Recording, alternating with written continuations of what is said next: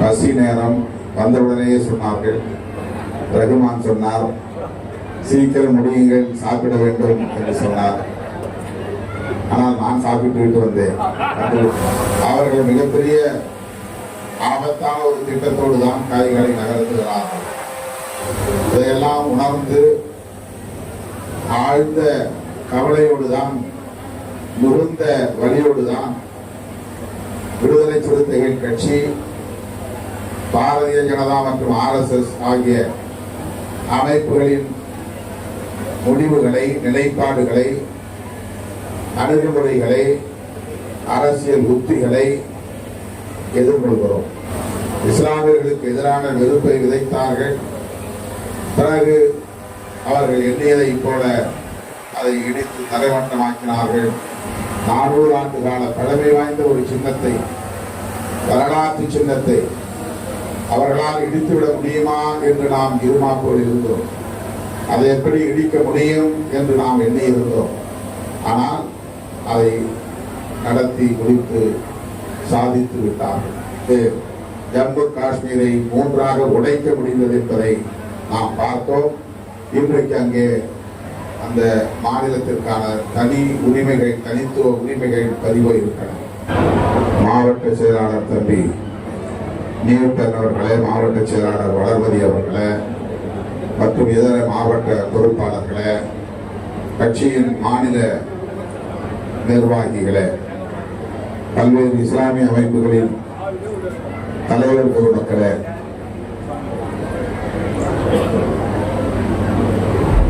மணமக்களின் உற்றார் உறவினர்களே, திரளாக கூடியிருக்கிற என் உயிரின் உயிரான விடுதலை சிறுத்தைகளே,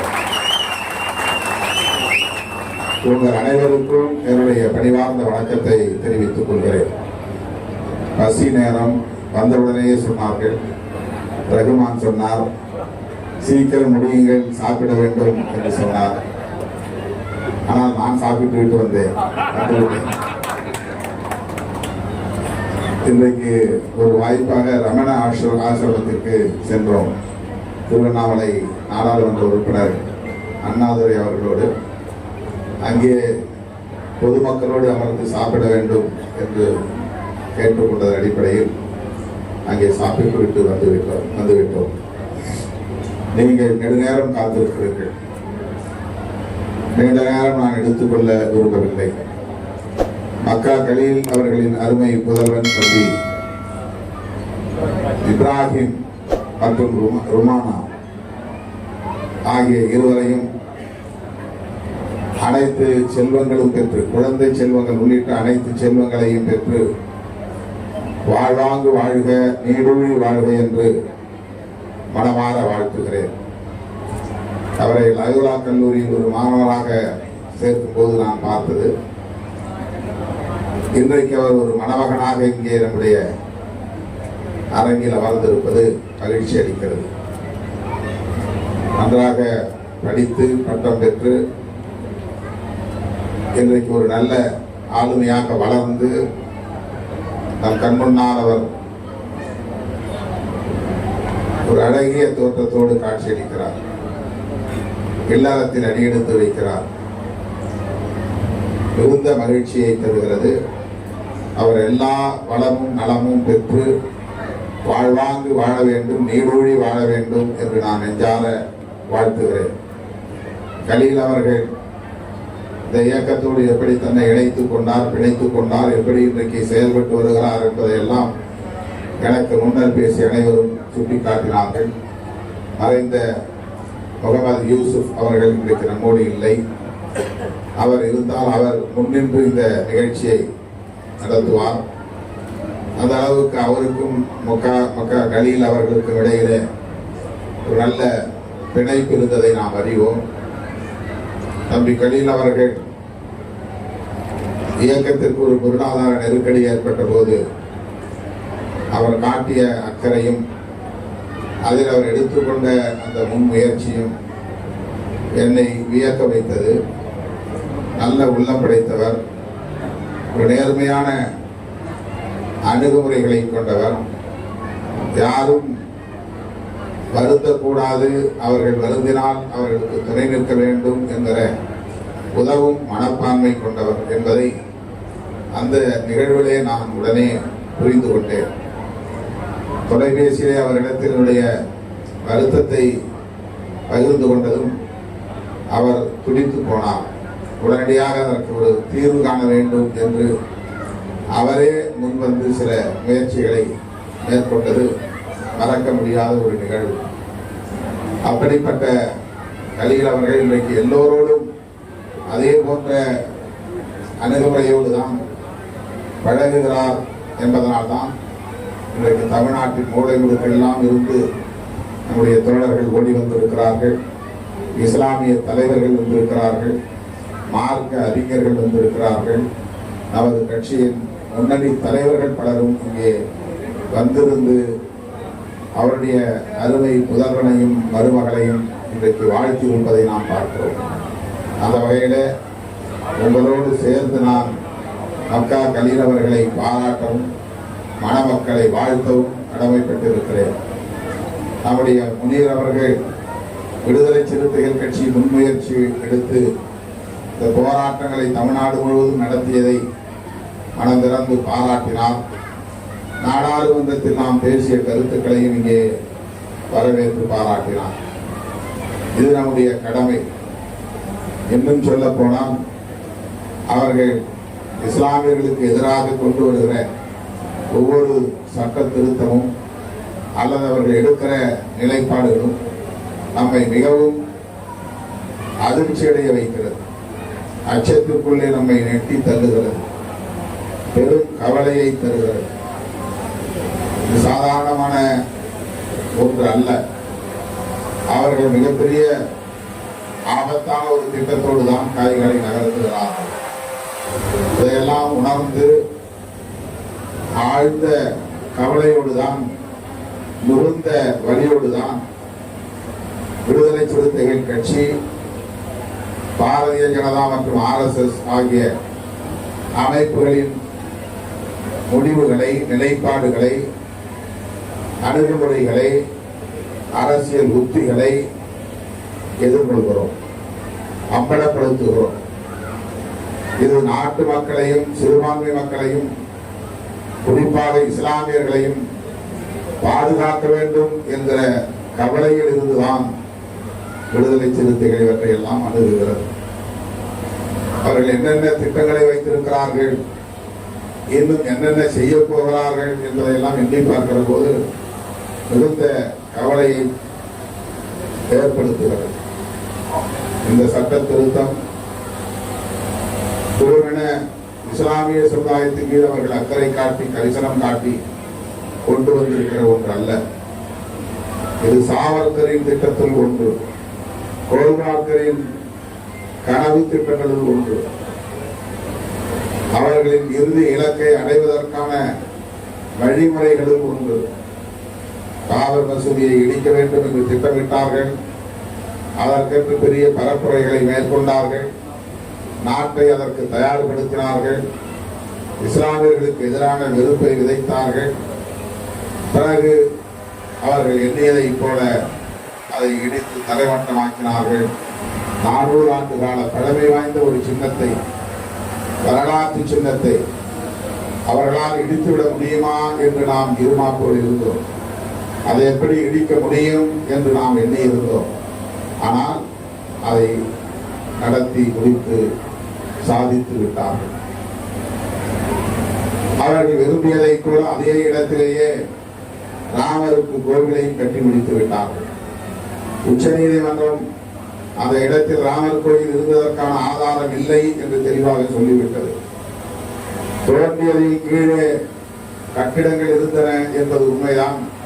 ஆனால் அந்த கட்டிடங்கள் இந்து கோவில்களுக்கான வடிவங்களை கொண்டிருக்கவில்லை, அதற்கான ஆதாரம் இல்லை. அது இந்து கோவில்கள் என்று சொல்ல முடியாது என்றும் உச்ச நீதிமன்றம் தீர்ப்பு சொல்லிவிட்டது. ஆனாலும் அதே உச்ச நீதிமன்றம் அந்த இடத்திலேயே ராமருக்கு கோவில் கட்டுங்கள் என்று தீர்ப்பளித்து விட்டது. ஆக ஆதாரம் இல்லை, ஆவணம் இல்லை, சான்றுகள் இல்லை, சாட்சியங்கள் இல்லை. அவனால் எப்படி அந்த இடத்துல ராமர் கோயில் கட்ட முடியும் என்று நாம் இருமாப்போடு பார்த்தோம். ஆனால் கட்டி முடித்து விட்டார்கள். ஜம்மு காஷ்மீர் யாருமே நினைத்து பார்க்க முடியாத ஒன்று. அரசமைப்பு சட்டத்தில் எப்படி அவர்களால் துணிச்சலாக கை வைக்க முடியும் என்றுதான் நாம் எண்ணி இருந்தோம். புரட்சியாளர் அம்பேத்கர் உட்பட அனைவரும் ஏற்றுக்கொண்டு நீண்ட நெடிய விவாதங்களுக்கு பிறகு ஜம்மு காஷ்மீர் தவிர்த்த பிற பகுதிகளுக்கு தான் இந்த அரசமைப்பு சட்டம் என்று டிக்ளேர் செய்து இந்த சட்டம் நடைமுறைக்கு வந்தது. ஜம்மு காஷ்மீர் தொடர்பாக 370வது உறுப்பு அதில் இணைக்கப்பட்டது. அப்படிப்பட்ட நிலையிலே ஒரு விரிவான விவாதங்களுக்கு பிறகு ஜம்மு காஷ்மீருக்கான தனி உரிமைகள் அரசமைப்பு சட்டத்திலேயே பாதுகாக்கப்பட்டிருக்கின்றன என்கிற நம்பிக்கையோடு இருந்த நிலையில் அதையும் அவர்களால் தூக்கி எறிய முடிந்தது. ஜம்மு காஷ்மீரை 3ஆக உடைக்க முடிந்தது என்பதை நாம் பார்த்தோம். இன்றைக்கு அங்கே அந்த மாநிலத்திற்கான தனி உரிமைகள், தனித்துவ உரிமைகள் பதிவு இருக்கின்றன. அதை எப்படி அவர்களால் செய்துவிட முடியும் என்று எதிர்பார்த்திருந்த இடத்தில் அவற்றை எல்லாம் செய்து முடித்து விட்டார்கள். இன்றைக்கு முத்தலாக் சட்டம் கொண்டு வந்து விட்டார்கள். வக்ஃப் திருத்த சட்டத்தை கொண்டு வந்து விட்டார்கள். இனி இந்த மதரசாக்கள், அதாவது கல்வி நிலையங்கள் எல்லாம் வக்ஃப் சொத்து இல்லை, அதற்கான ஆதாரம் இல்லை என்று சொல்ல போகிறார். இந்த தர்காக்கள் இருக்கிற இடம் வக்ஃப் சொத்து என்று சொல்லப்படுகிறது, ஆனால் அதற்கான ஆவணம் இல்லை. எனவே அதை வக்ஃப் சொத்து இல்லை என்று அதிகாரப்பூர்வமாக அறிவிக்க போகிறார்கள். இடுகாடு, சுடுகாடு போன்ற இடங்களை அவர்கள் இது வக்ஃப் சொத்து இல்லை, அதற்கான ஆதாரம் இல்லை, ஆவணங்கள் இல்லை, பதிவுகள் இல்லை என்று அறிவிக்க போகிறார்கள். இதையெல்லாம் நாம் தடுக்க போகிறோம் அல்லது வேடிக்கை பார்க்க போகிறோம், எதை செய்ய போகிறோம் என்று தெரியவில்லை. தடுத்தால் அது நாடு தழுவிய வன்முறைகளாக மாறும். வேடிக்கை பார்த்தால் நாம் 4ஆந்தர 3ஆந்தர குடிமக்களாக மாற்றப்படுவோம். அப்படி ஒரு இக்கட்டான நெருக்கடியிலே இஸ்லாமிய சமூகத்தை கொண்டு வந்து இந்த ஆட்சியாளர் கும்பல் நிறுத்தி இருக்கிறது. அடுத்தடுத்த 10 ஆண்டுகளில் என்னென்ன நெருக்கடிகளை எல்லாம் இங்கே உள்ள சிறுபான்மை மக்கள் சந்திக்க போகிறார்களோ என்கிற கவலையை இது ஏற்படுத்துகிறது. அவர்கள் இன்னும் ஒன்றுதான் சாதிக்க வேண்டியிருக்கிறது. யூனிஃபார்ம் சிவில் கோடு என்கிற அல்லது காமன் சிவில் கோடு என்கிற அனைவருக்கும் பொதுவான சிவில் சட்டம் கொண்டு வர வேண்டும் என்பதுதான். அப்படி ஒரு சட்டத்தை இவர்கள் அறிவிக்கிற போது நாம் எல்லோரும் போராடுகிற வலிமையை இழந்து நிற்போம். அந்த அளவுக்கு நம்மை அவர்கள் நீர்த்து போக வைத்துக் கொண்டே இருக்கிறார்கள்.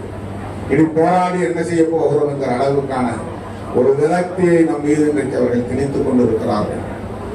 அவர்கள் அந்த அளவுக்கான அறிவியல் பூர்வமான ஒரு பாசிச தாக்குதலை சிறுபான்மை சமூகத்தினரின் மீது நிகழ்த்தி கொண்டிருக்கிறார்கள். இவற்றையெல்லாம் எண்ணி பார்க்கிற போது மிகுந்த கவலையாக இருக்கிறது.